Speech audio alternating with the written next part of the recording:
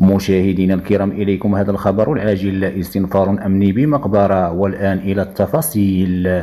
صبيحة يوم الخميس بمدينة ديبرنور، أقدمت الشرطة العلمية والتقنية على استخراج جثة شاب توفي في مدينة سيدي بنور منذ شهر يوليو 2021 بمقبرة القرية. وحسب المعلومات التي وفرتها مصادر مطلعة للجديدة 24، فإن جثة الهالك رحمه الله تم إخراجها من مقبرة القرية اليوم الخميس، وذلك من أجل إخضاعها للتشريح الطبي، حيث تم نقل الجثة إلى مستشفى بن رشد بمدينة الدار البيضاء. وجاءت أوامر النيابة العامة لدى محكمة الاستئناف بالجديدة بناء على طلب عائلة الفقيد رحمه الله بسبب الشكوك التي راودتها عن أسباب الوفاة.